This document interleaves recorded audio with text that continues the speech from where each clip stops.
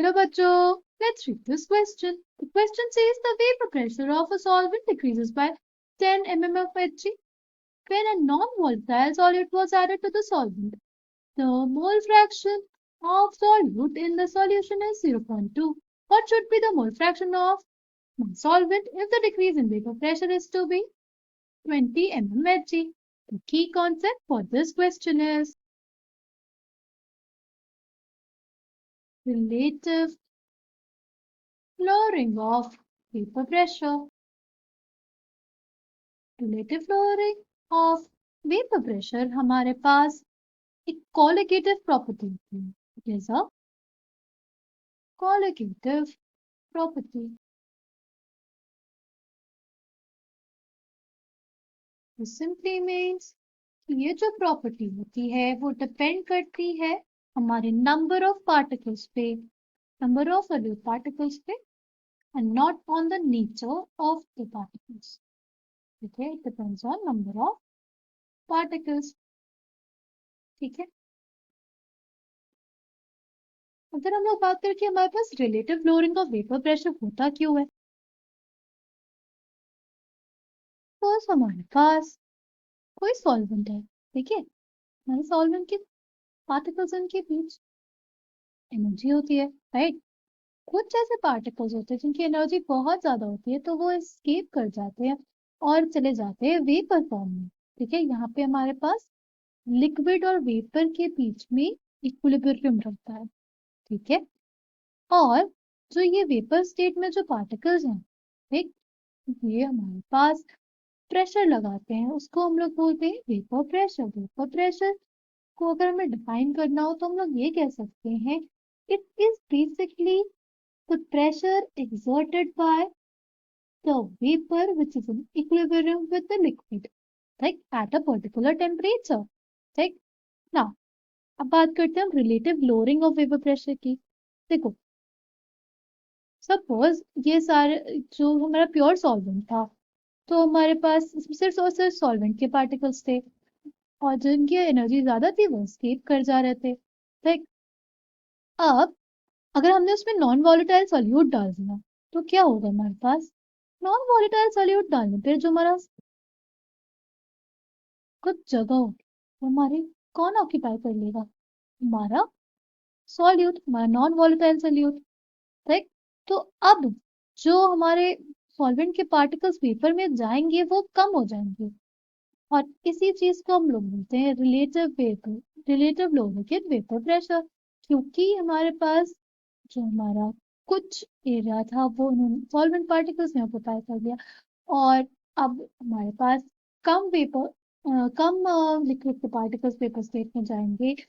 तो इसी चीज को हम लोग बोलते हैं relative lowering of vapour pressure. ये हमारे नंबर ऑफ पार्टिकल्स पे डिपेंड करती है, नेचर ऑफ पार्टिकल्स इसका कोई मतलब नहीं होता है. ठीक है ना. हमारे पास relative lowering of vapour pressure का जो फॉर्मूला होता है वो होता है P naught minus P by P naught. यहाँ पे पी नॉट क्या है, P naught is basically vapour pressure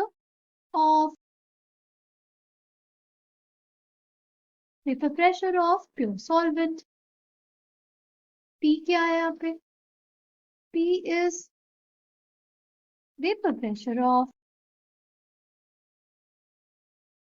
solution और हमारे पास P naught minus P by P naught basically equals होता है x2 की. x2 क्या है हमारा, x2 is mole fraction of solute. ठीक ना, हमारे क्वेश्चन में मेंशन कर दिया कि जो हमारे पास पी नॉट माइनस पी है वो 10 है. ठीक, P naught minus P is basically 10 mmHg. ठीक, और हमें ये भी बता दिया कि जो मोल्स ऑफ सॉल्यूट है वो हमारे पास दिया हुआ है 0.2. तो अब हम लोग निकालेंगे P naught minus P naught. P naught is equals to x2 है हमारे पास formula, P naught minus P कितना दिया हुआ है 10. 10 में P naught is equals to 0.2. P naught की जो वैल्यू आ जाएगी हमारे पास वो आ जाएगी 50 mmHg. अब हमसे बोला कि अगर जो डिफरेंस है वो 20 हो जाए, यानी पी नॉट माइनस पी जो है हमारे पास 20 हो जाए, तो हमें बताना है कि हमारे पास मोल फ्रैक्शन ऑफ सॉल्वेंट क्या होगा। ठीक है, तो हमारे पास अगर हम निकालें हो जाएगा पी नॉट माइनस पी, यानी P naught minus P by P not, 20 mmHg divided by P not जो हमारा आया था 15 mmHg। ठीक, ये हमारे पास क्या आ जाएगा, ये हमारे पास 0.4 हो जाएगा।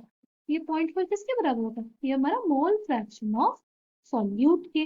अब अगर हमें निकालना है mole fraction of solvent, mole fraction of solvent कैसे निकालेंगे, देखो हमारे पास हम लोग जानते हैं mole fraction of solvent plus mole fraction of solute is basically equals to 1। 1 कैसे होता है ये इसलिए होता है, अगर हम लोग मोल फ्रैक्शन ऑफ सॉल्वेंट लिखेंगे तो क्या लिखेंगे, number of moles of solvent by total number of moles, और number of moles of solute by total number of moles हमें देता है मोल फ्रैक्शन ऑफ सॉल्यूट। अगर इन दोनों को फर्दर ऐड करेंगे तो हमारे पास आ जाएगा n1 plus n2 bye n1 plus n2। Basically हमारे पास आ जाएगा 1 के बराबर, यानी दोनों हमारे पास 1 हो गया। ठीक, LHS इक्वल्स टू RHS, तो हमारे पास ये जो रिलेशन था वो सही था, x1 plus x2 is equals to 1, यानी mole fraction of solute plus mole fraction of solvent is equals to 1। Nice, अब हमारे पास x2 दिया हुआ है, x2 हमने निकाल लिया, क्या x2 हमने निकाल लिया था, मोल फ्रैक्शन ऑफ सॉल्यूट हमने निकाला था 0.4। तो हमारे पास अगर हमें निकालना है x1 तो क्या हो जाएगा, और फ्रैक्शन ऑफ सॉल्वेंट निकालना तो हमारे पास क्या आ जाएगा, तो हो जाएगा 1 minus 0.4 which is equals to 0.6। The final answer of this question will be 0.6 mole. Fraction of solvent is basically equals to 0.6. I hope you understood it well. Thank you and all the best.